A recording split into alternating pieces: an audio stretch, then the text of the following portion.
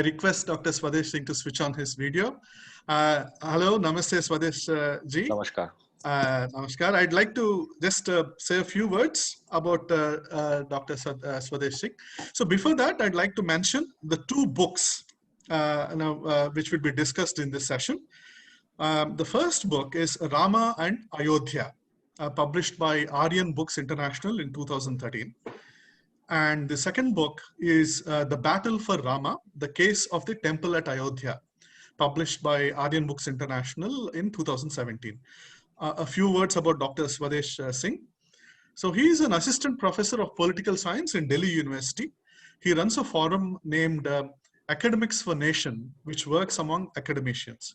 He also ran a successful campaign named Academics for Namo during the election time in March, April, May in 2019. And more than 2,000 academicians and scholars joined from 50 different cities. He holds a PhD from JNU and a PG diploma in mass communications from Indian Institute of Mass Communication, New Delhi. He has also worked with news organizations like BBC Hindi and NDTV India from 2006 to 2009. He has written an ebook on electoral reforms, ushering a just political regime. And he has also edited two books. The first one is New Dalit Agenda for 21st Century. And the second one is Cultural Nationalism, the Indian Perspective. He regularly contributes articles to journals and media platforms, online and offline. His core areas of interest are social justice, caste, Hindutva, media, and political parties. Thank you very much, Swadesh ji. I now request you to start your session. I think we have about 30 minutes because we're running short of time. I request you to keep that. Thank you very much. Thank you, Srinivas ji, Indic Academy and Meenakshi ji for giving me this opportunity. And let me start our discussion by an editorial by none other than Girilal Jain ji. He wrote in 1990 that a new order is waiting to be conceived and born. It needs a mother as well as a midwife. So when we are holding this discussion, just last week, Bhum Pujan was performed in Ayodhya and a full circle is complete. And let me take the liberty, ma'am, that you have contributed a lot by writing these two books, which we are going to discuss from this platform. So thank you very much, ma'am, for giving me opportunity, and thank you, Indic Academy. So let me start our discussion. That means you are from, you taught history for a long time in Gargi College, as Srinivas ji mentioned in your discussion. So how you reached there, means what inspired to do research on Ayodhya temple movement, Ram Janmabhoomi movement? Actually, it was just a sheer accident. You know, when the movement started, like millions of Indians, I connected with the issue emotionally. I did not know the details and the intricacies of the case. This I became aware of by accident. You see, after the Allahabad High Court gave its judgment in 2010, I got a pamphlet, a 90-page pamphlet written by the Aligarh Historians Forum by Professor Irfan Habib. And that pamphlet was a total criticism of the Allahabad High Court, and it reassured the readers that this judgment is so faulty, it has to be overruled in the Supreme Court.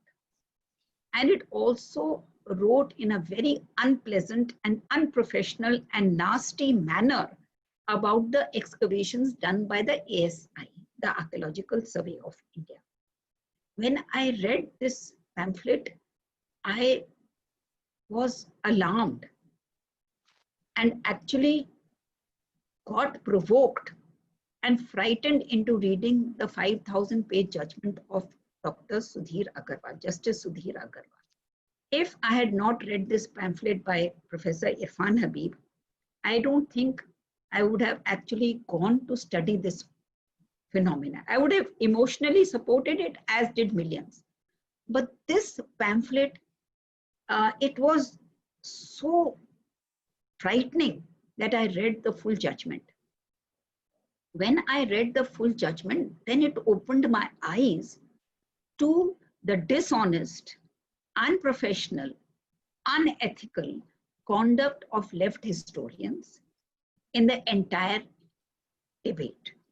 And then I began to study the writings of each of these historians. And I also studied the importance of Ram and Ramayana in the Indian civilization. So it was an accident that this pamphlet I read and I studied this. But I learned so much from this study that it has really changed me a lot. Not only you learned, ma'am, but we also learned. An entire generation of young scholar is learning about a new way to understand academics and research. So, Miss, as far as facts and evidences are concerned, this research is rock solid. I have reviewed these books. I have read these books many times.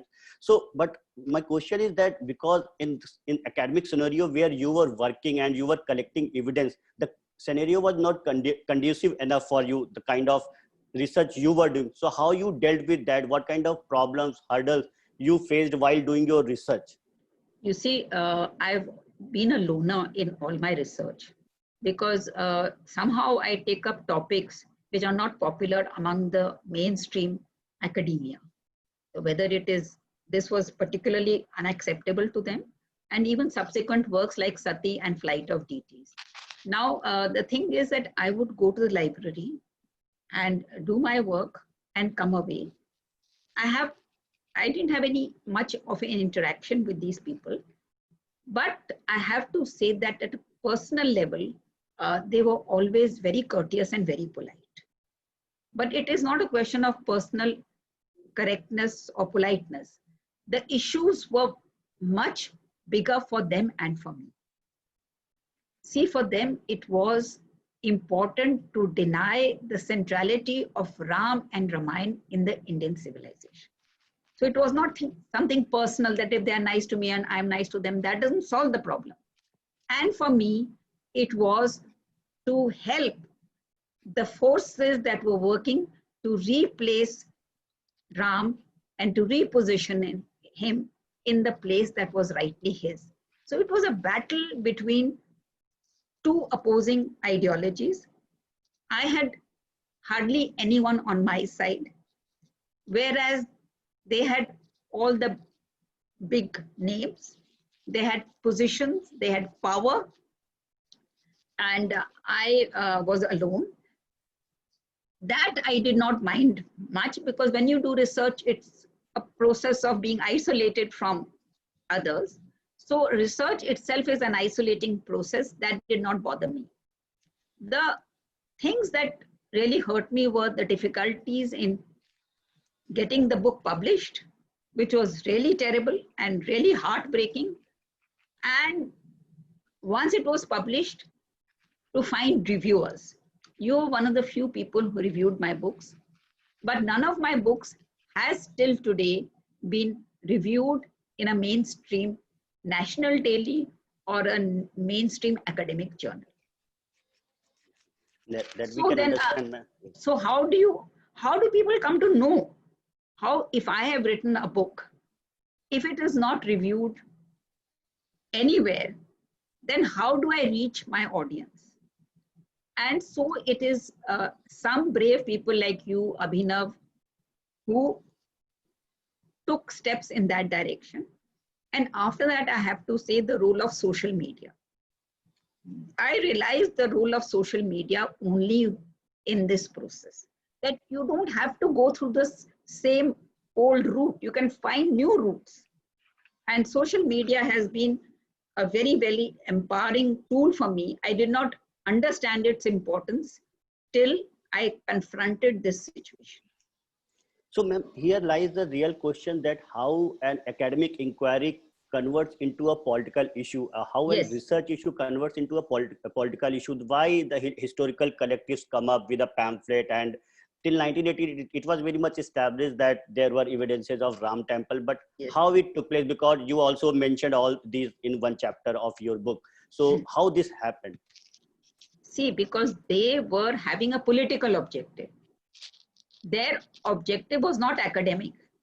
And in fact, I'll mention one historian before this controversy broke out, she wrote a book on the origins of Vaishnavism, in which she said that, she dated Ram worship to ancient times. But when this same historian was asked to appear before the Allahabad High Court, she said that Ram worship is an 18th, 19th century phenomenon. So obviously it was not an academic exercise for them.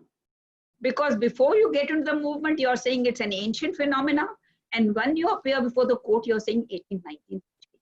So for them, the objective from the beginning was political. All their work on Ayodhya had one objective in mind, and that was their hostility to the indigenous culture and civilization of this subcontinent. The problem with the other side, with the Mandir party, was that they had the support of lakhs and lakhs of people. But they did not have as much intellectual output as would have been helpful to them. So the entire media space was occupied by left historians. With all their biases, with all their prejudices, with all their weaknesses, they dominated the print media. And the other side had the support of millions, but did not have any space in media, publishing, books. How many books have been published on the Ayodhya movement from an Indian perspective? Hardly half a dozen, I think. So, ma'am, if you can elaborate on that, means you also mentioned in your book that many historians, the eminent historians, they submitted wrong affidavit in Yes. court, and you also mentioned, and let me take the liberty and say that this was the biggest academic faux pas after independence. If we talk about Ram Temple movement, so means let me take the names, means Irfan Habib, Suraj Bhan, Mandal, so Shirin Bhatnagar. So all these historians, they submitted wrong affidavit. Even there was a historian who has not visited even as one time to that site. So what kind of affidavit and what were the issues? What were they really archaeologists, and what they talking about in the court? See, their biodata you can find in the Allahabad High Court judgment of Sudhir Agarwal. The biodata is not flattering at all. As far as Professor Irfan Habib, R.S. Sharma, Romila Thapar and D.N. Jha are concerned, they had an agreement that they themselves will not subject themselves to court scrutiny. So they never appeared before the court. They only marshaled the attack from outside. Means that they would write articles, they would give interviews, they would write pamphlets. So the battle was being coordinated by them from outside, and their foot soldiers were the ones who were appearing in court. And if you look at the credentials of these foot soldiers, it is laughable. One archaeologist said, "I'm a table archaeologist." He has actually never done any field archaeology. So he's admitting in court.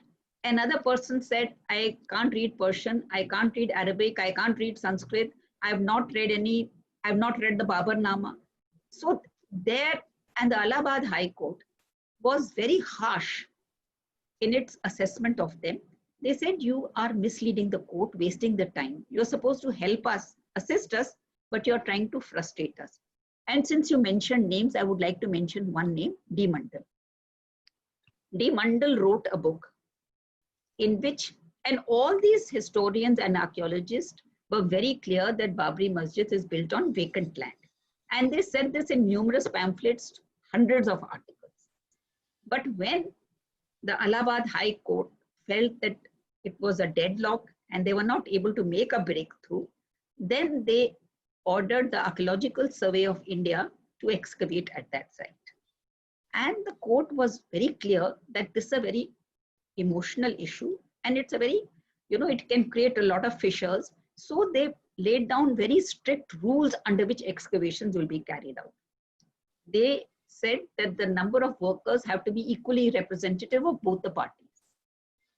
And the excavations every day will be carried out only in the presence of representatives from both the parties. And every day's findings will be registered in a register, which will be signed by both parties. So under such strict monitoring, the excavations were done. Now, when the excavations were done and what was coming out, the Masjid party realized that, you know, these are Kalash, Amlak, these are from Hindu temple.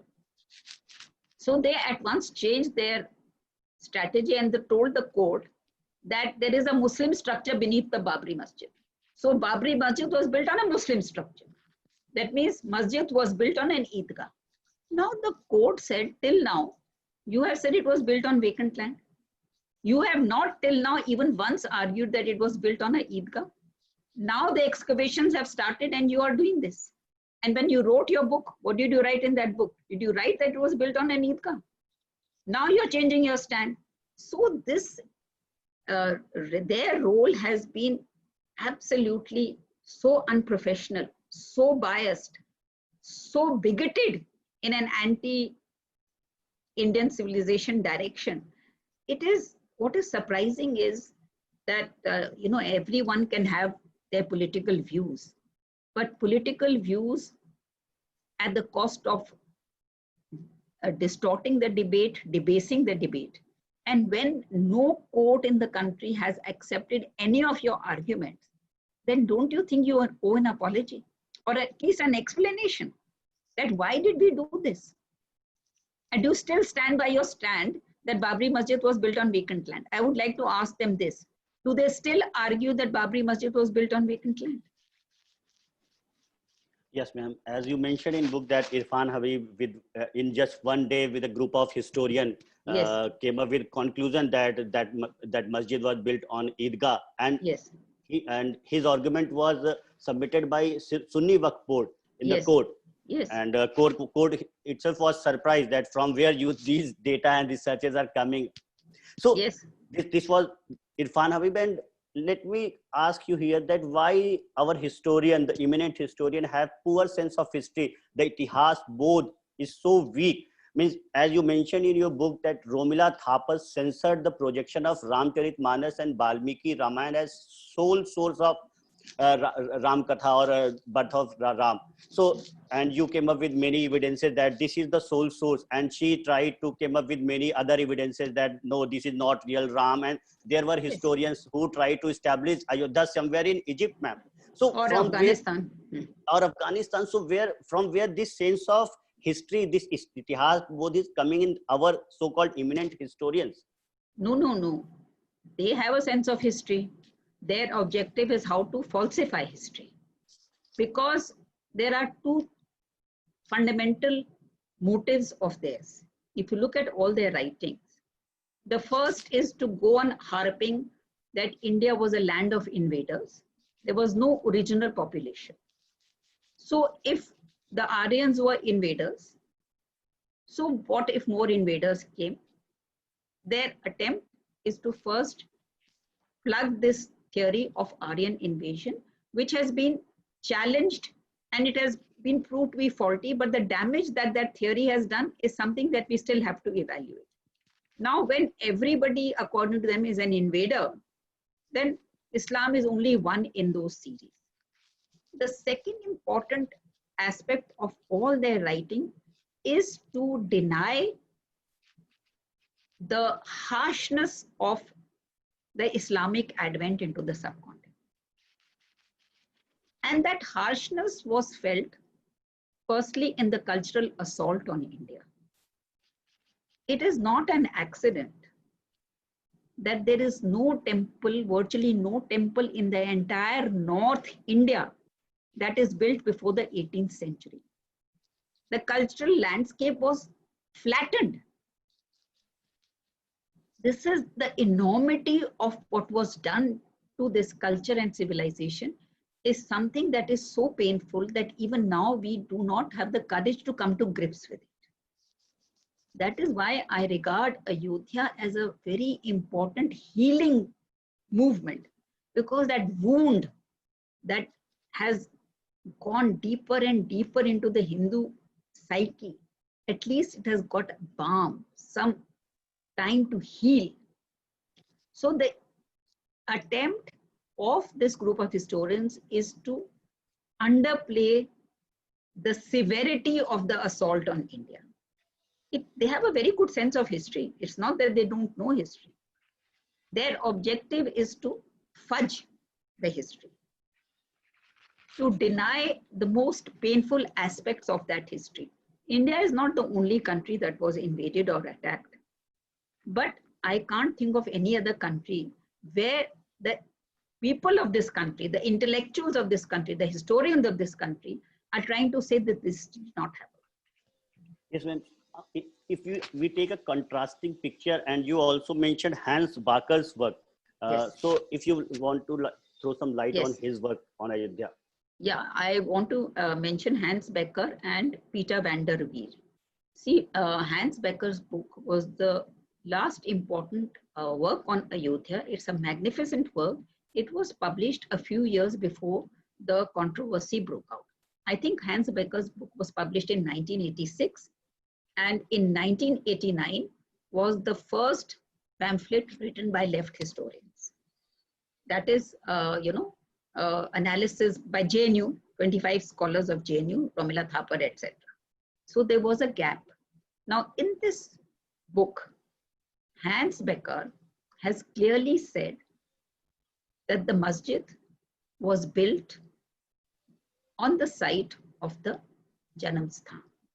And he has written over there that pillars from the mandir have been used in the construction of the masjid. And he has also mentioned that 2 pillars were placed near the grave of a Muslim divine, a Muslim religious leader, who's supposed to have told Babur that you must destroy the temple. So this is what he wrote in 1986. And there's another historian who has written on Ayodhya, Peter van der Veer. The title of his book is Gods on Earth. The surprising thing is that after the controversy broke out, when their publications are on record, then they seem to have backtracked on this issue, which I found disappointing. Yes, so ma'am, means because we are running short of time, so means my last question is that what do you find unique in this Ram Temple movement, and anything that stand out in your mind? This is my last question to you. Yeah, it's what stands out in my mind is that from the time of the destruction of the temple in 1528 till 2010, the commitment and dedication of so many millions to that site, to that God, is something for us to learn, cherish, and something to inspire us. In a large part of this period, political power was not in the hands of Ram Bhakts. And the state was very oppressive. But in spite of having no political power, no economic clout, the believers in Lord Ram did not give up the struggle. In spite of all the difficulties and hardships, according to eyewitness accounts, lakhs of people used to go there on Ram Navami and do parikrama of that place. So this is something that one can be down, but you don't have to be out. And the faith of millions is what really should inspire us. Yes, ma'am. So thank you very much, ma'am, for patiently answering all the questions from our side. And definitely a whole bunch of young scholars interested in Indic tradition will definitely get inspired from your writings, not just from Ayodhya, other writings which we discussed in the earlier time. And let me quote Konrad Elst, what exactly he said about these 2 books on Ayodhya, that those who now fails to refer it, means these 2 books, is not to be taken seriously, means as far as writings and scholarly work on Ayodhya are concerned. And Lastly, I would like to say, ma'am, that Ram has always been in the collective memory of common Indians, but your scholarly work given a theoretical and scholarly foundation to understand this issue. Thank you very much, ma'am. Thank you so much, Swadesh, for your generous comments. Thank you so Thank much. you, ma'am. Thank you, Dr. Swadesh, for this quick, short session in which you captured some of the most important questions that could be asked of Professor Meenakshi. We've already had a 3-hour session last week, but still the questions you asked were not repetitive, and got some of our views which were very important. And I do hope, I mean, the word civilizational trauma is being increasingly used in at least social media, if not in the mainstream. But I hope Professor Meenakshi Jain's research inspires a lot of Indians in exploring this angle.